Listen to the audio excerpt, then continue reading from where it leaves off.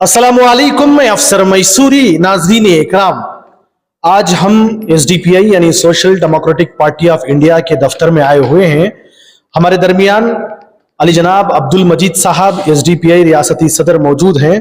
जिस तरह हिंदुस्तान में कल पूरे हिंदुस्तान में एक चर्चा हुई जिसका जो है सब लोगों ने बहुत ही अच्छे अंदाज में उसका शुक्र भी अदा किया, क्योंकि बहुत लंबे अरसे के बाद बल्कीस बानो को इंसाफ मिला। तो इस इंसाफ को लेकर एसडीपीआई के रियासती सदर अली जनाब अब्दुल मजीद साहब किस तरह देखते हैं और क्या कहते हैं। देखिए, जो कल सुप्रीम कोर्ट में जो जजमेंट हुआ, वो जजमेंट का फौरन बाद एसडीपीआई अपना जो स्टैंड हम लोग क्लियर के हैं, इस जो जस्टिस को हम लोग स्वागत करते हैं। और ये जो जस्टिस जो है, जो कम्युनल फोर्सेस को और उसी तरह जो गुजरात का हुकूमत को एक तप्पड़ जिया जैसा है, उनके मुंह पे तमाचा, उनका मुंह पे एक तमाचा मारा जैसा है। देखिए, नॉर्मली हमारे इतने आजादी के इतने साल के बाद जो लोग अलग अलग क्राइम करके जेल को जाते हैं, जेल में 10 साल 8 साल 12 साल बिताते हैं, तो उनको उनका अच्छा रवैया का वजह से उनको रिलीज करने का एक सिलसिला है, ऐसा नहीं है कि नहीं है। तो उसमें जैसे लोग यानी भाई मिस्टेकन कुछ हो गया या जानबूझकर कुछ हो गया, ऐसे हादसों में छोटे मोटे यानी बिना इंटेंशन से हो गया, ऐसे हादसों को देते हैं। मगर ये जो बिल्किस बानो का जो फैमिली को जो कत्ले आम करे और रेप करे, ये बहुत बड़ी एक जुल्म, क्योंकि 2002 में जो गुजरात का दंगे के टाइम में जो बस्ती छोड़कर ये लोग सफर निकल गए थे, उस टाइम में ये जो 11 अपराधी, उसके बाद दूसरे भी अपराधी लोग जो है अक्यूज्ड, ये लोग मिलके इस फैमिली की 14 लोगों को कत्ल करते हैं। 14 लोगों को कत्ल करते हैं, उसमें एक 3.5 साल की एक बच्ची भी रहती है, बिल्किस बानो के बच्चे, वो बच्ची को भी मारते हैं। तो फैमिली के सामने इनको रेप करते हैं, बहुत सारे उसमें औरतें को रेप करते हैं। ऐसा है कि बिल्किस बानो बचकर उससे जो जिंदगी में बचकर इसका ऊपर ये जो केसेस लड़ती है। तो इतना ग्रेव क्राइम है ये, क्योंकि 14 लोगों को कत्ल करना और इतने लोगों को रेप करना, रेप एंड मर्डर का अक्यूज रहने के बावजूद ये जो गुजरात हुकूमत जो ने किया, बहुत बड़ी गलती किया। ये इनके लोग है, यानी कि एक हुकूमत किसी का नहीं है, क्रिमिनल का साथ नहीं, इनके लोग है, बीजेपी आरएसएस का लोग है बोलकर इनको माफ करना, इनको रिहा करना बहुत बड़ी गलती होकर है। तो इसमें हम ये भी कहते हैं कि क्या इतना बड़ा गलती ये हुकूमत करके, ये हुकूमत के ऊपर कुछ एक्शन नहीं है क्या? जो गलती कर है, हालांकि सुप्रीम कोर्ट इन्हें बताया है गलत किया है, गवर्नमेंट गलत किया है, और गवर्नमेंट का लोग यहाँ का जो अक्यूज्ड में जो है मुजरिम है, उनका साथ एक ताल्लुकात रखे थे, ये सब बताए हैं कोर्ट में। जो बीवी नागरत्ना, जस्टिस बीवी नागरत्ना, जो बेसिकली मंड्या से रहने वाले हैं, कर्नाटक में हाई कोर्ट में जज भी बने थे, इनका जो जजमेंट है, रियली हम लोग इसको स्वागत करते हैं। एक बेहतरीन एक जजमेंट आया है। ये जो गुजरात का हुकूमत या जो भी हुकूमत जो कम्युनल हुकूमत है, इनको तमाचा मारा जैसा है, एक अच्छा एक जस्टिस मिला है। इससे स्पेशली अफसर साहब मैं बताना ये चाहता हूं आवाम को, तो बिल्किस बानो वो औरत, इतना बड़ा हादसा उनका जिंदगी में हुआ है, इनका पूरे तमाम इनका फैमिली को मारते हैं, कत्लेआम करते हैं। एक बार अगर सोच कर देखो वो जो हादसा, जो हालात कैसा है, उसका बावजूद भी वो जद्दोजहद है ना, ये हिस्से हम लोग सबक सीखना है। हमारे नौजवान, हमारे सियासतदान, हमारे औरतें, माँ बहनें, इसके एक तजुर्बा, अगर दूसरे कोई होता था चलो भाई हो गया सो हो गया, क्या हिम्मत हारते थे, क्या हो गया, ऐसा हो गया, और कौन पंगा लेते, उतना बड़ा लोग है, वो बीजेपी का लोग है, मोदी के लोग हैं बोलकर कौन पंगा लेते हैं बोलकर डर के, स्टेट भी गुजरात है, उसका बावजूद भी ये जद्दोजहद, मुसलसल जद्दोजहद कर कर उनको, जो मुजरिमों को जो सजा दिलाए ना, ये इसको बहुत बड़ा हिम्मत अफजाई करना है, अप्रिशिएशन करना है। जितने भी लोग ये वीडियो देखते हैं, देखो हिम्मत मत हारो, देखो जिंदगी बोले तो ऐसा ही है, जिंदगी में हर ऐसा इश्यू को सामना करता, उसमें भी मुसलमान, दलित, आदिवासी, पिछड़े तबके को इंडिया में 2 ग्रेड का सिटीजन जैसा हर पॉलिटिकल पार्टी ऐसा ही करता है। तो हम हिम्मत नहीं हारना है, हम जद्दोजहद करना है, और जो भी जालिम लोग हैं उनको सजा मिलने के लिए जद्दोजहद कोशिश करना है। एक बेहतरीन एग्जाम्पल बिल्किस बानो का ये सब, इतना साल बाद भी हिम्मत हारे नहीं, गुजरात का सरकार उनको छोड़ दिया, वो गवर्नमेंट ही छोड़ दिया, हम क्या कर सकते हैं, ऐसा घर में नहीं बैठी बिल्किस बानो, जद्दोजहद करे, फिर उनको जेल जाना पड़ेगा। तो जिंदगी भर ये लोग जेल में रहने का लायक है, और गुजरात हुकूमत तमाम इंडिया का अवाम से माफी पूछना है, इतना जो गंदी हरकत जो करे ये माफ नहीं कर सकते, और इंडियन हुकूमत हो या कोर्ट हो, इसके ऊपर एक्शन भी लेना है। एक और सवाल यहाँ पर यह आता है, जिस तरह कल 8 जनवरी को सुप्रीम कोर्ट की जानिब से यह फैसला आया, तो एक उम्मीद की किरण, एक सब लोगों को जो है दिलासा हुआ, तसल्ली हुई। यही जो हाई कोर्ट था गुजरात का, गरोडा में, उन्होंने 2022 15 अगस्त को इनको रिहा कर दिया। कहीं ना कहीं उसे काला दिन कहा जा सकता है, क्योंकि इंसाफ को जो है कोर्ट को सही जो सबूत थे वो नहीं दिखाई दिए, ये सुप्रीम कोर्ट का ये कहना है। इससे जो है किस तरह का, क्योंकि हाई कोर्ट में इस तरह होकर जो है सुप्रीम कोर्ट में जाने के बाद इनको इंसाफ मिला, ये किस तरह की कोशिशें थी? बेशक है, देखिए लीगल प्रोसीडिंग्स में, लीगल कार्रवाई में ऐसा होता है, कई जजमेंट हाई कोर्ट करता है तो सुप्रीम कोर्ट उसको ना करता, मगर देखना यह था जो ह्यूमैनिटेरियन ग्राउंड में, और जो ग्रेव जो जालिमाना अंदाज से जो क्राइम हुआ है, वो क्राइम को देखकर डिसीजन लेना था। हालांकि मैंने भले ही बताया, अब पहली बार नहीं है किसी को रिहा करना, अच्छे जो ताल्लुकात रखते हैं, अच्छा सलूकात रखते हैं, अगर छोटा मोटा केस हो तो छोड़ने का रहम किया जाता है, नहीं करना बोलकर ऐसा नहीं है किए, मगर ये ऐसा नहीं है। 14 लोग कई जगह पर पढ़ा जिसे उम्र कैद दिया जाता है, तो उनको ये 11 लोग को छोड़ा गया था, तो कोर्ट ये कहता है कि सिर्फ 11 लोग ही क्यों छोड़ा, दूसरे भी लोग थे जो उम्र कैद काट रहे थे, उनको क्यों राहत नहीं दी गई? बेशक, देखिए मैं आपको बहुत अच्छा क्वेश्चन आप पूछे हैं। तमिलनाडु में करीब कितना की लोग, मुझे नंबर याद नहीं है, 28 साल से जेल में है, 28 ईयर्स से जेल में है। ऐसा इतना बड़ा जुल्म किया है, लोग भी नहीं है वो लोग, उसके बावजूद भी एक हुकूमत ने डिसीजन भी लिया था, उसके बाद उसको रुकावट किया गया है। ऐसा बहुत सारे जेलों में बेकसूर लोग हैं, ये तो क्रिमिनल लोग हैं, बेकसूर लोग को फंसाने के लिए जो कम्युनल फोर्सेस ने ये जो किया है, गवर्नमेंट ने जो हुकूमत किया है, ऐसा बहुत सारे लोग हैं, उनको रिहा करना चाहिए। सिर्फ ये जो इतना बड़ा क्राइम किया है, इनको रिहा करना ये बहुत बड़ा गलती हुआ था। अल्हम्दुलिल्लाह आज सुप्रीम कोर्ट ने उसको सही किया है, फिर एक उम्मीद जगाई है, अभी भी कुछ जस्टिस इंसाफ बाकी है।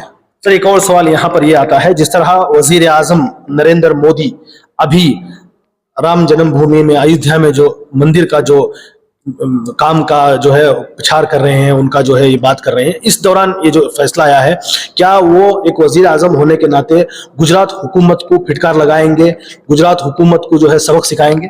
देखिए, ये तो उम्मीद हमारे सेंट्रल हुकूमत से तो नहीं कर सकते, क्योंकि उनका जो आइडियोलॉजी अंदाज है सही है, वो लोग है, क्योंकि वो लोग उनका लोग है।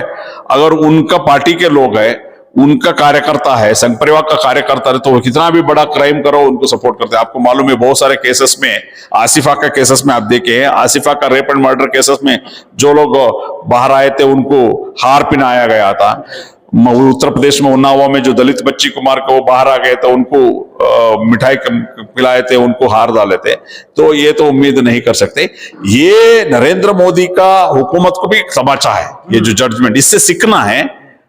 ऐसे मुजरिमों को मुजरिम होता है। अभी कर्नाटक में भी चला ना, देखिए कर्नाटक में जो श्रीकांत पुजारी बोलकर एक आदमी जो बीजेपी का है, उसके ऊपर 16 केसेस था।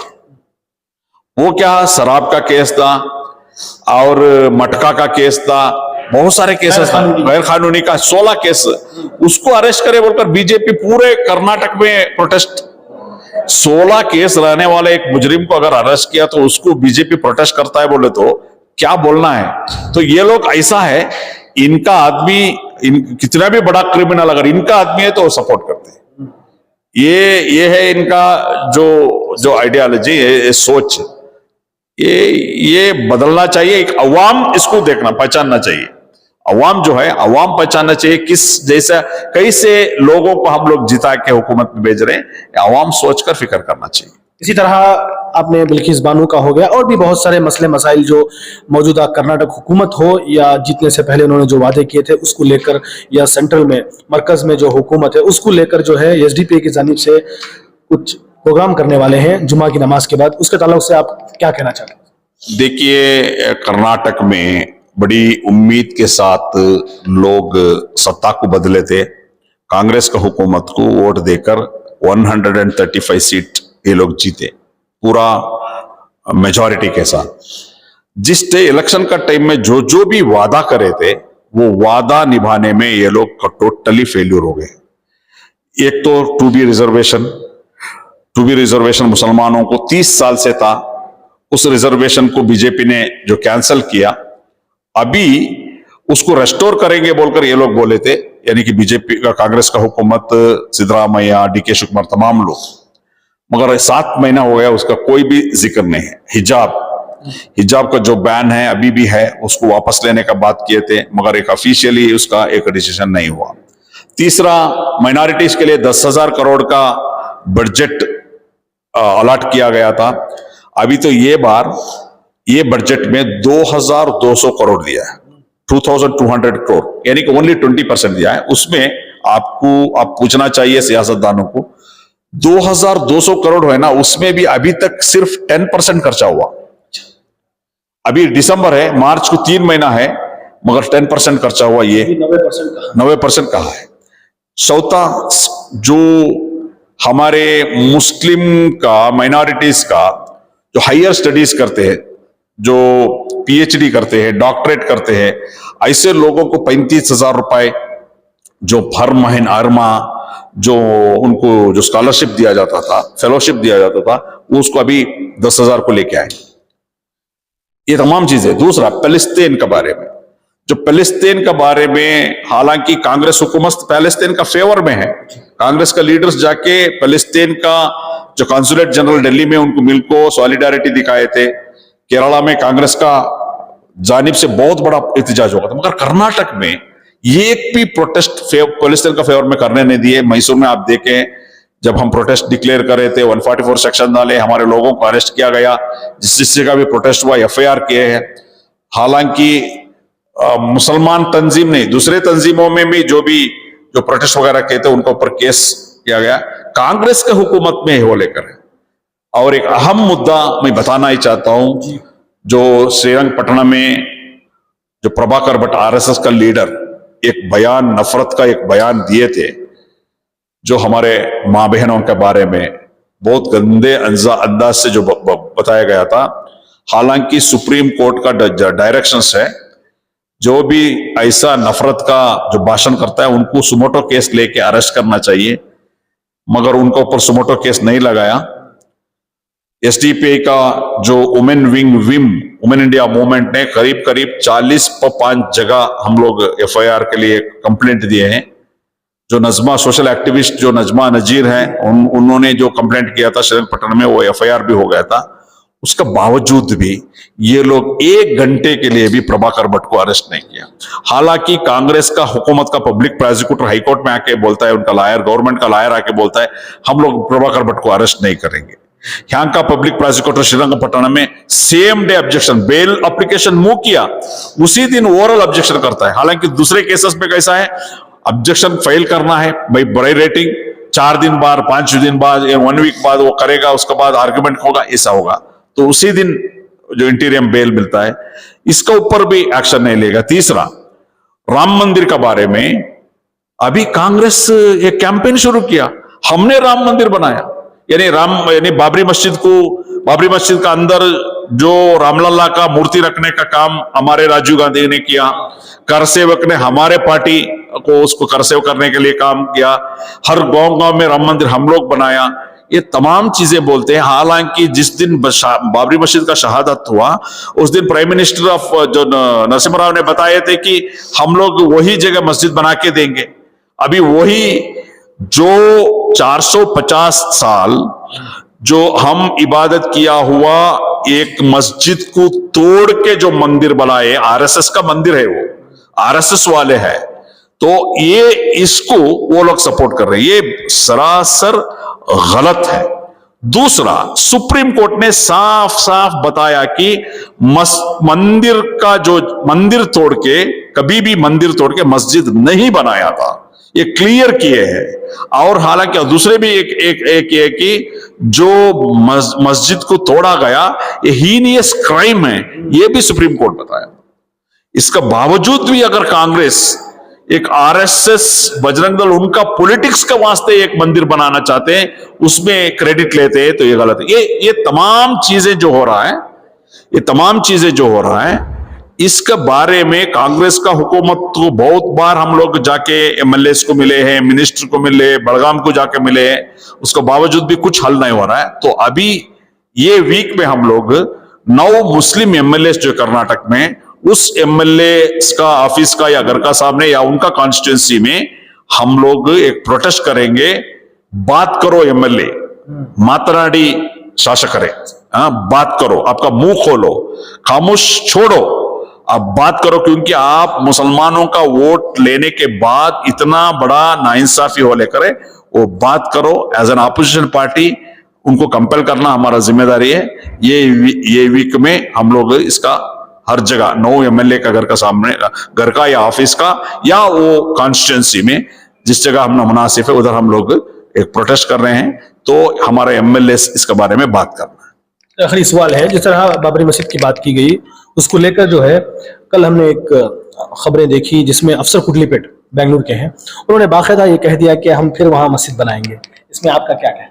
देखिए, हम बनाएंगे इसका मतलब एक पार्टी एक इंडिविजुअल है। जो लोग इंडिया का लॉ सिस्टम को, इस इंडिया का डेमोक्रेसी को, इंडिया का सेक्युलरिज्म को जो लोग चाहते हैं, वो लोग एक ना एक दिन, we the people of India बोले वो, एक ना एक दिन उधर बाबरी मस्जिद, जिस जगह बाबरी मस्जिद था उस जगह बाबरी मस्जिद बनना चाहिए। ये नेचुरल जस्टिस है, क्योंकि 450 साल रहने वाला एक मस्जिद को तोड़ के जो मंदिर बनाया, ये सही नहीं है, ये गलत है। राम मंदिर कितने भी बनो, कि कोई भी इंडिया का मुसलमान राम का खिलाफ नहीं है, राम मंदिर का खिलाफ नहीं है, कोई मंदिर का, कोई देवी देवता का खिलाफ नहीं है, मगर इंडिया का जुडिशियल सिस्टम को ब्रेक करते हुए एक मस्जिद को तोड़कर अगर मंदिर बना रहे हैं, ये गलत है। क्योंकि सुप्रीम कोर्ट में भी सरासर जजमेंट में बोला है कि कोई मंदिर तोड़ के मस्जिद नहीं बनाया, साफ है। और जो मस्जिद जो गिराए ये क्रिमिनल हीनियस क्राइम है, ये भी बताए, साफ है। तो इसलिए गलत हुआ है। जो क्या है, उनका जो आस्था का बुनियाद पर ये जजमेंट दिया गया वो भी क्लियर है। तो ये जो लोग जो सेकुलरिज्म को जो बांधा, अगर एक जुडिशियल सिस्टम में, एक सेकुलरिज्म सिस्टम में, एक डेमोक्रेटिक सिस्टम में एक गलत हुआ है तो उसको सही करना है, तो उधर मस्जिद आना चाहिए। जिस तरह आज जो है खुसूसन आपके दफ्तर में ज्वाइंट एसडीपीआई का एक प्रोग्राम मुनक्किद किया गया था, तो उसके ताल्लुक से आप क्या कहना चाहते हैं? देखिए, social democratic party of India 14 साल से इस इंडिया का सरजमीन पर मुसलमान, दलित, आदिवासी, मजलूम कौम के आवाज बनकर काम कर उनका हर मसाइल में हम लोग काम करते हैं और जद्दोजहद करते हैं, उनको उनका हुकूक मिलने के लिए काम करते हैं। इस पार्टी जो है एक एक बड़ी अहम एजेंडा के लिए काम करते हैं। पॉलिटिक्स के लिए पॉलिटिक्स नहीं है, जो इंडिया का अंदर सबको बराबरी मिलना है, सबको उनका हक मिलना है, इसके लिए हम काम करते हैं। तो ये जो बड़ा मकसद के लिए एसडीपीआई के लिए, एसडीपीआई को पार्टी को तमाम लोग इसको ज्वाइन करना है, इसको मजबूत करना है। ये किसी का एक व्यक्ति का पार्टी नहीं है, अवाम की पार्टी है, मजलूमों का पार्टी है। इस पार्टी को मजबूत करना हर एक आवाम की जिम्मेदारी है। तो ये महीने में हम लोग जनवरी महीने में जॉइन एसडीपीआई यानी पार्टी हर साल एक महीना चलाते हैं। ये बार जनवरी में हम लोग चलाए हैं।